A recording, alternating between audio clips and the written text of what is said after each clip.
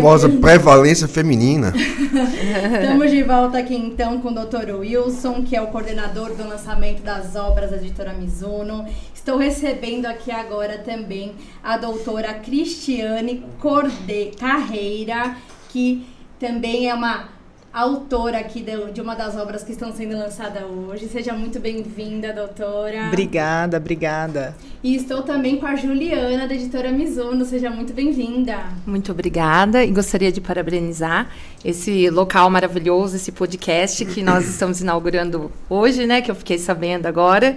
E muito obrigada pela oportunidade. Nós que agradecemos aqui da UB Tatuapé. A gente inaugurou essa sala no dia 1º de agosto e hoje é a nossa primeira gravação aqui. É um prazer receber aqui o pessoal da editora Mizuno no nosso podcast Gestec. E o nosso tema de agora, a gente vai falar sobre os riscos psicossociais nas relações de trabalho e como prevenir, não é isso?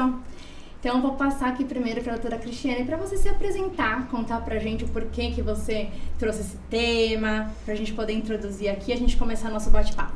Maravilha. Bom, esse tema, riscos psicossociais nas relações de trabalho, é um tema super atual, é uma preocupação que nós temos aí, principalmente dos empresários, como lidar com isso. E, na verdade, é uma realidade. O que a gente tem hoje é uma preocupação que vai além da saúde física do trabalhador. A gente percebeu-se aí com o decorrer do tempo que efetivamente estavam acontecendo inúmeros adoecimentos mentais. E aí veio a pandemia, né, que aconteceu, e aí isso tornou-se assim muito evidente. E há algum tempo já a legislação já vem preocupando com isso e veio a cereja do bolo, que foi a alteração da NR1, que em que pese tenha sido prorrogada aí uma parte da sua vigência, a ideia é já os empresários, as empresas, os trabalhadores irem se adequando aí e entender o que são esses danados riscos psicossociais, né? A ideia é a gente tentar entender um pouquinho sobre isso e como prevenir a esses riscos no ambiente de trabalho. A gente estava conversando ali fora da importância desse tema, porque ele é super atual, a gente teve uma mudança recente, como a doutora acabou de falar. E aí eu falei para Juliana, você como empresária, como que é isso? Porque hoje em dia o empresário ele não pode mais se preocupar somente em ter lucro na sua empresa. A gente precisa ter um olhar muito mais social, na verdade sempre, né? Mas a nossa legislação agora ela vem acompanhando essa questão da saúde do trabalhador, né? A gente precisa ter essa preocupação em fornecer um ambiente saudável para o nosso empregado. E nós, como advogados também hoje, donos de escritório, a gente não pode ser só advogado, a gente também tem esse lado empresário. Então, você como empresária, como que é isso para você? Como que você enxerga esse tema? O que você pode trazer para a gente sobre esse assunto? Bom, a editora Mizuno, ela está há 23 anos, né, na publicação de livros jurídicos e o nosso lema lá é sempre não só apenas, igual disse, visar o lucro, né? Então, nós temos prioridade com os colaboradores e evitar sobrecargas, né? Horários, ter as pausas adequadas e também prezamos a parte de companheirismo, de escutativa. Quando alguém tem algum problema, a gente percebe, né?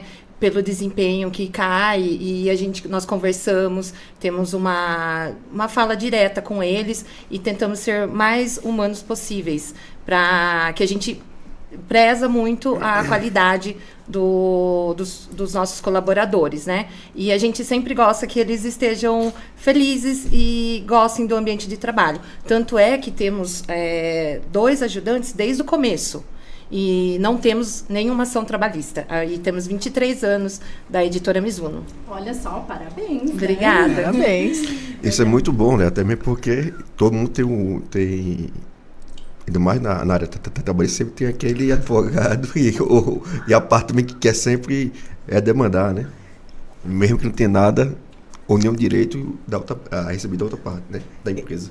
Exato, e aí não ter uma ação trabalhista significa que normalmente o ambiente, além do cumprimento das regras, porque essa questão da NR1 é interessante, porque eu brinco que o direito do trabalho é muito próximo ao direito de família, né? Então existe uma relação muito pessoal ali, muitas vezes, entre os colaboradores. E um bom ambiente de trabalho, quando se preserva a saúde mental, quando você efetivamente cuida para além da observância das regras e torna esse ambiente mais adequado, num geral, é claro que sempre vai ter um ou outro, né, que pode querer enfim, a questão da vantagem, mas no geral isso acaba sendo uma forma de prevenção, né? Então a empresa também ganha fazendo esse tipo de prevenção e cumprindo as normas trabalhistas. E eu acho interessante porque temas como esse faz com que nós advogados também possamos enxergar que o nosso trabalho não é só a questão do litígio. O advogado não tem esse trabalho só quando a gente fala numa questão processual, mas também nessa questão da prevenção. Né? Exato, então, exatamente. A gente trabalhar nessa questão até cultural do empresário, para que o empresário não se lembre do advogado só no momento de um processo, mas que o advogado pode ajudar... Ser o preventivo, né? Ajudar a empresa. E o quanto que é importante as editoras investirem em obras desse tipo, que vão além da esfera jurídica, vão também ajudar os empresários a entender que o jurídico ele vai além dessa questão do litígio, na verdade. Exato, porque é muito cultural, né, essa questão do litígio brasileiro, não ter essa prevenção. Então, essa é uma oportunidade aí para a gente realmente incentivar a prevenção, né, que sai muito mais barato, né? Sim, e as obras estão crescendo na Editora Mizuno nesse tema, que temos o livro Burnout, do Marcos Mendanha, que ele é especialista, ele dá muitas palestras em grandes empresas. E também temos um livro de riscos psicossociais no trabalho, exatamente esse tema. Então, assim, nós percebemos esse crescimento sobre o tema. Muito interessante. Eu ia justamente perguntar sobre isso, a questão de compliance, se a editora percebe que vem crescendo essa parte mais pro lado... Que antes era muito assim, a questão processual, né? Sim. A legislação em si. Então, você percebe que até vem surgindo mais obras nesse sentido, assim, da prevenção? Temos o compliance trabalhista da doutora Selma Carlotto, que está acho que em 4ª ou 5ª edição. Os temas estão crescendo nesse universo, que é muito importante. Porque não é só... além de... Você tem que preservar o colaborador na empresa, porque é até vantajoso, não só para a empresa, né? É vantajoso para todos, igual o Dr. Wilson, que manda bastante obras lá, artigos, né? Fala sempre com a mesma pessoa e assim, é importante esse contato, né? Então, é importante nós captarmos e ter qualidade mental para os nossos colaboradores. Mas o que é importante também das empresas é também ter um psicólogo, ou seja, fixo, ou que tenha um contrato com a clínica psicológica, justamente para ter também um acompanhamento, aquela pessoa que não está bem, vai lá, faz uma consulta, etc. Até mesmo para que a pessoa possa melhorar o seu desempenho o quanto antes, né? Sim. E a NR1 e até mesmo, não só o seu desempenho, para encontrar a solução para o seu possível problema.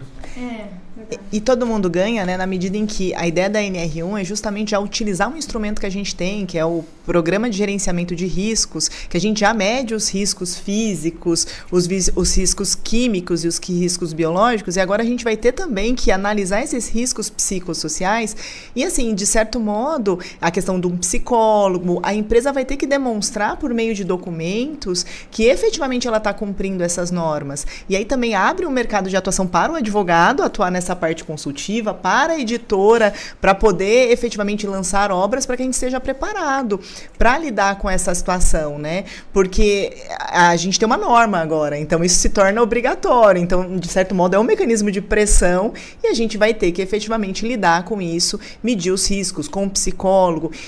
Uma coisa que me preocupa bastante é a questão da liberdade individual da pessoa, porque até onde a empresa vai poder ali invadir a esfera privada desse trabalhador? Essa é uma das coisas assim que na NR1 me deixa bastante intrigada. É um tema sensível, né? Exato, porque assim, a empresa também tem empregado lá no escritório, a gente tem...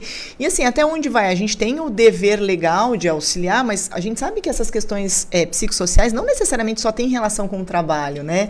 Normalmente normalmente tem uma causa, uma origem ali, que é também uma predisposição, uma questão familiar, uma questão na vida privada, e vem o trabalho e aquilo tudo se junta. A gente não é só trabalho ou fora do trabalho, né? A gente é um só, então é um desafio pra gente lidar com isso. Porque até que ponto também que não tá acontecendo uma transferência de responsabilidade tão alta para as empresas aí, porque é muito delicado isso, você ter certeza que aquilo teve origem no trabalho, que aquela doença de fato aconteceu ali, ou que algo que aconteceu no trabalho exclusivamente que deu origem ou que acarretou uma piora naquela doença. Exatamente, essa é a grande questão. E o que eu tenho colocado é justamente como se a empresa seguir esses procedimentos, de certo modo ela também traz uma segurança para ela, para demonstrar a ausência desse nexo. Na medida em que, se eu avaliei os riscos psicossociais, se eu efetivamente fiz políticas contra assédio, que é uma das grandes questões aí dos riscos psicossociais, é a violência no ambiente de trabalho, seja por meio do assédio moral, seja por meio do assédio sexual. Então, assim, várias empresas estão preocupadas em dar treinamentos, treinar sua liderança, treinar as pessoas. E se a gente documenta isso, de certo modo, eu crio uma prova favorável para a empresa nesse aspecto. Sim, porque a gente sabe que hoje em dia, os pedidos de dano moral, assédio moral, como a doutora falou, eles são um número enorme no seu trabalho. Anualmente, o Tribunal Superior do Trabalho, ele expede lá um relatório de quais são os principais pedidos que vieram nas reclamações trabalhistas. E o dano moral, ele tá sempre lá no meio, né? Sim. E como que a empresa vai se defender disso? Porque não é uma defesa fácil também se defender desse tipo de pedido. Exato, exatamente. E é ter esse material. Exato. Né? E eu falar, olha, eu dei um treinamento aqui, eu fiz todo o meu PGR, o meu PCMSO, tudo isso. É ter a documentação vasta, mostrar assim, ó, eu fiz minha parte, eu fiz tudo que estava no meu alcance. Exatamente. E assim, agora a gente tem as informações que os processos trabalhistas também vão pro e-social. Sim. Então, aí, assim, a gente tem todas essas informações sendo cruzadas. Então, a qualquer momento, a gente sabe... Eu brinco que a fiscalização hoje não é esperar um fiscal aparecer presencialmente na empresa. Eletrônica. Exato, ela é eletrônica, e aí tem a IA, a gente tem uma série de coisas que a gente sabe que pode ser utilizada. Então, assim, a gente fazer todo esse trabalho, ter tudo isso documentado, a gente está protegendo, claro, buscando proteção à saúde do empregado e também protegendo o empresário dessas situações aí que a gente sabe, né? Que a gente que atua na área trabalhista aí, a gente sabe como que a banda toca. Quando veio o e-social, todos os empresários também entraram em desespero, né? Porque antigamente, quando a gente era notificado de uma fiscalização, o cliente vinha nos procurar, a gente ia lá, a gente tinha um prazo para reunir a documentação, apresentar. Agora, aquilo tá na mão do fiscal já. Ele simplesmente entra ali e ele tem as informações à mão. Exato, exato. E para quem tá tudo certinho, é favorável, né? É importante. Então, é até importante tudo isso que está acontecendo, né? E cuidar da parte psicológica, mental, e ter essas provas, né? Tudo registrado, então é bom também para a empresa, né? Quando veio o e-social também teve muitas obras, eu imagino, a respeito, né? Sim, teve também. E como nós temos a Mizuno Cursos, teve cursos também sobre o e-social.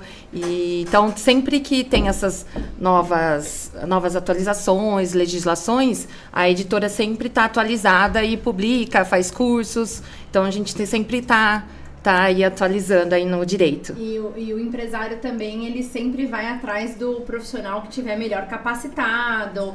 E aí o empresário também pode capacitar os seus funcionários, né? Ter forma de capacitar os seus funcionários. Igual o Dr. Wilson bem falou, ter um psicólogo ali à disposição para atender, né? Se, por exemplo, eu já tive, por exemplo, o cliente que teve muito problema com um líder específico. Então, você começa a ter muita gente ali que tá apresentando ali uma questão psicológica, tem algum problema ali. Então, como que você vai... E aí, você vai fornecer um tratamento para esse pessoal? Então, isso que é importante você conscientizar e ter obras assim nessa linha. Até parabenizo a doutora por trazer esse tema, porque é realmente muito atual e muito necessário. A gente precisa, né, tratar sobre isso. E eu falo que além de necessário, a quantidade de problemas de saúde mesmo mental, né, os índices de afastamento, a gente pegar os dados da OMS, são muito altos. Então eu brinco que é um problema de saúde pública. A gente tem que se preocupar com isso. E assim, há um tempo atrás ninguém falava sobre isso, né? né? Na verdade, ninguém dava importância a essas questões. Então, hoje em dia, isso tá sendo comentado e não tem jeito. Eu brinco, a empresa acaba tendo essa função social, né? Uma parte, quando a gente falou em transferência do risco, a gente tem ali uma função social da empresa, mas a gente tem que tomar cuidado também para não transferir toda essa responsabilidade. E assim, né, doutora, num processo, quando a gente discute isso, a gente tem a questão de prova, quando a gente fala de assédio e tudo mais, mas muitas vezes o juiz pode transferir essa prova para a empresa. E como que a empresa vai provar que o meio ambiente de trabalho dela é um ambiente de trabalho saudável? A meu ver, cumprindo as normas da ANR, que dá para dar treinamento, então treinar a liderança, principalmente relação de comunicação, né? A grande questão é a forma que é feita essa comunicação no ambiente do trabalho, porque assim, né, cada um tem sua história de vida, e assim, no ambiente a gente tem que tomar bastante cuidado com relação a isso, principalmente os líderes, né? Então aí a gente tem essas questões de assédio, e o assédio vai lá, gera um processo trabalhista, comunica no e-social, e aí a gente vai entrando num círculo vicioso, a empresa pode ser condenada em pagamento de indenização por dano moral, dano material, e assim, né, não só no âmbito individual, né, doutora, a gente sabe da atuação do Ministério Público do Trabalho, que eu acho que esse é um dos pontos que, assim, que as empresas têm que tomar mais cuidado, porque uma condenação num processo individual não necessariamente vai ser uma condenação de um valor tão significativo, mas quando a gente fala numa condenação num processo de uma ação coletiva, então, a depender do tamanho da empresa, a gente sabe que isso pode... individuais também, né? Exato. Então, assim, a gente começa a ter uma discussão de um valor bem mais alto e a gente tem que tomar cuidado. E também lembrando que, às vezes, foi um líder lá que cometeu o assédio, mas quem vai responder perante o trabalhista é a empresa. Isso. Mas não fui eu não sabia, mas a responsabilidade é sua, porque aconteceu dentro do seu ambiente de trabalho. Exatamente. Então, por isso você tem que estar sempre de olho, você tem que treinar, você tem que observar, você tem que cuidar do ambiente ali. A doutora comentou comigo que ela também atua na área previdenciária, né? Isso, atua nas duas áreas. E aí a gente pensa num outro ponto que também eu vejo que gera muito problema dentro das empresas, que a empresa não sabe tratar, que são os afastamentos. Os afastamentos... Tô falando besteira? Não, os afastamentos é uma questão bem complicada, né? A gestão desses afastamentos, né? Porque muitas vezes o empregado apresenta um atestado, a gente tem a questão do CID, né, doutora? Sim. Porque qual que é a grande questão? O empregado tem o sigilo, não necessariamente ele pode falar pro médico, eu não quero divulgar o CID da minha doença. E aí, como que fica a empresa que tem um afastamento e não tem a informação do CID, você não sabe por qual doença seu funcionário está afastado, e aí como que você vai atuar? E aí ele se afasta, a partir do momento do afastamento, tem necessidade de fazer uma gestão, né, doutora? Tem que acompanhar, tem que verificar se não há um reconhecimento do nexo técnico epidemiológico, que é o famoso NETEP. A empresa o INSS pode automaticamente, sem CAT, a depender do KNAI da empresa e do CID da doença, reconhecer, por exemplo, uma doença do trabalho. E aí, o empregador vai ter um prazo para fazer uma defesa, juntar o PGR, tratando dos riscos psicossociais, demonstrando, olha, eu aqui como empregador, eu fiz a minha parte, eu efetivamente cumpri as normas trabalhistas. E muitas vezes o que a gente vê na prática é justamente empresas que não estão fazendo essa gestão. Então tem que ter um auxílio profissional e acompanhar direitinho aí esses afastamentos, né, doutora? Verdade. Então, assim, as empresas hoje em dia, elas têm muitas coisas para se preocupar, mas eu vejo que o advogado, como eu falei no começo, ele pode ser um aliado não só na hora do processo, mas é preparar toda essa estrutura. E eu tô vendo aqui que, além disso, a gente tem também a editora Mizuno para nos ajudar, porque tem diversas obras lá, autores super preparados, como a doutora aqui, que tá... A gente não combinou nada, viu, que gente? A gente tá aqui batendo papo, eu tô perguntando, a gente pode ver que a doutora aqui, tudo que eu pergunto, ela sabe responder. Eu tô dando uma olhada aqui nas obras, só assunto, assim... eu imagino que agora, hoje em dia, também deve estar falando muito de inteligência artificial, né, também. Porque é algo que a gente precisa estar antenado também.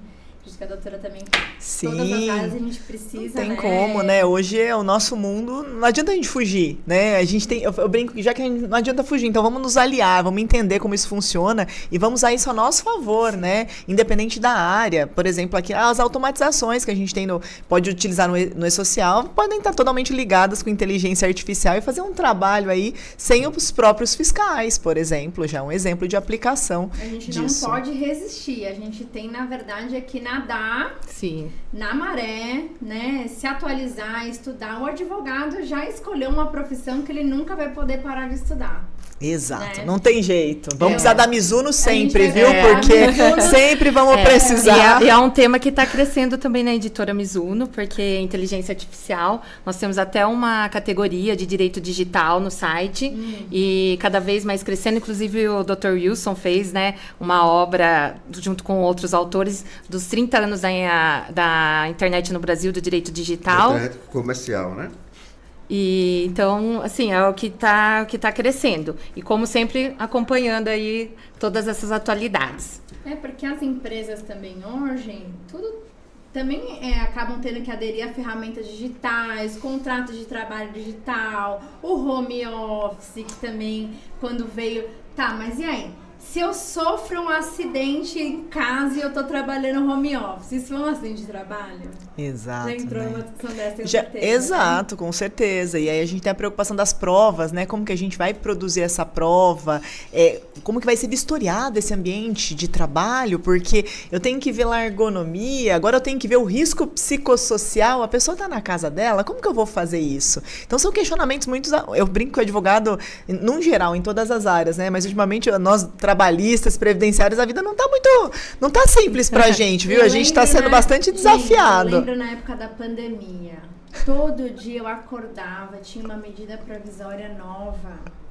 E o cliente, ele já tava ligando, querendo que você desse uma aula pra ele da medida provisória. Eu tenho certeza que a doutora passa por isso também. Doutora, eu dei aula ontem, tava falando isso com os meus alunos. Eu falei, gente, vocês não têm noção como eu trabalhei nessa pandemia. Porque era cada dia, eu falei, gente, eu nunca estudei tanto, porque a gente não podia sair de casa mesmo, né, doutora? Então, ocuparam bastante o nosso tempo. Talvez tenha sido bom pra nossa saúde mental, porque a gente ficou ocupado, entendeu? Lendo lei e medida provisória, porque era assim, saiu à noite, de manhã o cliente, e agora? O que eu faço com os meus empregados aqui na empresa? E agora? Me diga. Porque aqui no Brasil, a gente nunca foi muito adepto dessa questão do home office, né?